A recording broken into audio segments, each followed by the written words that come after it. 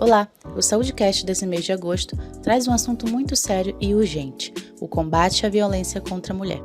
Descrita como provavelmente a mais vergonhosa violação dos direitos humanos, a violência contra as mulheres vem alcançando índices alarmantes. O Brasil é o 5º país do mundo que mais registra mortes violentas de mulheres. Uma tragédia que também afeta a sobrevivência de crianças que dependem dos cuidados delas. Mas qual é a causa dessa violência, apesar das inúmeras campanhas e dos 16 anos da Lei Maria da Penha? Quais os danos, especialmente para a saúde mental das mulheres, e como romper com esse ciclo? Para falar sobre esse assunto, conversamos com o psicólogo do Núcleo de Assistência à Saúde, Ismael de Souza Rabelo. Começamos perguntando a ele o que diferencia a violência praticada contra as mulheres de outros tipos de violência. É muito bom estar aqui de volta no SaúdeCast. Essa sua pergunta ela é muito importante, porque falar de violência contra a mulher é falar de uma violência que tem a sua origem em questões de gênero, ou seja, na grande maioria dos casos, as mulheres que sofrem violência dentro de casa sofrem pelo simples fato delas serem mulher. Eu vou explicar um pouquinho mais. Há uma construção sociohistórica na nossa sociedade, não apenas brasileira, mas em grande parte do mundo. Nós viemos de uma sociedade patriarcal, nós fomos construídos assim, onde o homem tem primazia, onde o homem que decide, onde o homem tem a voz de comando. E isso repercutiu não apenas nas questões da sociedade, mas dentro de casa também. E a partir do momento em que a luta de mulheres começou a aflorar e se desenvolver cada vez com mais intensidade, as mulheres foram conquistando seus espaços, ganhando seus direitos, um certo desconforto começou a surgir dentro de casa. E o homem, geralmente, ele acredita que ele é o que manda, que ele é o que determina, que ele é aquele que tem o controle de toda a situação. E quando há uma percepção de que esse controle está saindo dele, ele começa a cometer atos de agressividade, quer seja moral, psicológica, culminando inclusive na agressão física.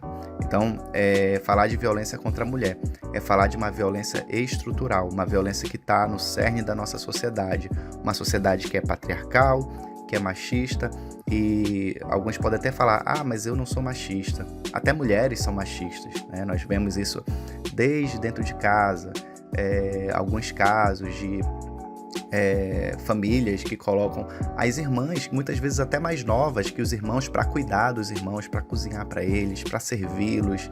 E isso tem sido passado de geração a geração. Hoje, nós, com o avanço da informação, com a informação inclusive sobre igualdade de gênero, nós temos visto isso diminuindo cada vez mais. Mas ainda assim, há alguns estereótipos de gêneros na nossa sociedade que reforçam isso. O machismo está aí para provar. Por exemplo, homens são pessoas que na sociedade precisam ser figuras públicas. No estereótipo de gênero, a mulher ela tem que estar numa posição de invisibilidade, aquela que cuida do lar. O homem é o provedor do lar. O homem é aquele que tem o poder, tem a força, ele subordina. A mulher é aquela da ternura, da fragilidade, da submissão. Então, esses estereótipos de gênero vão reforçando isso. E a partir do momento que se perde o poder, se perde o controle dentro de casa, o homem ele começa a exercer isso através da violência doméstica. Perguntamos também ao psicólogo Ismael Rabelo em que escala se enquadra o abuso psicológico nos casos de violência contra a mulher.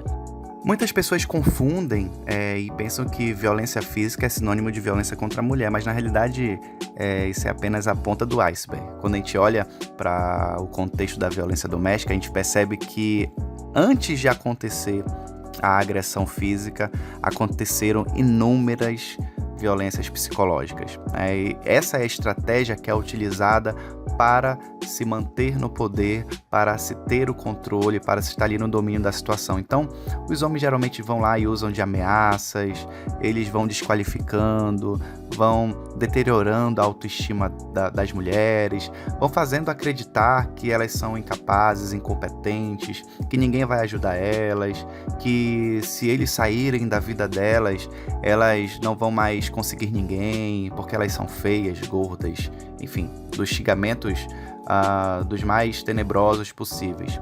Então, a violência psicológica ela é muito mais presente do que a física.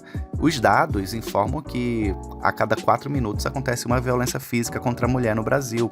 Agora, quando a gente olha os dados da violência psicológica, a gente vê um número que a cada 3 segundos uma mulher sofre violência psicológica. Agora perceba, esses dados eles não são tão fidedignos, até porque para a mulher se perceber na violência é um processo um pouco longo.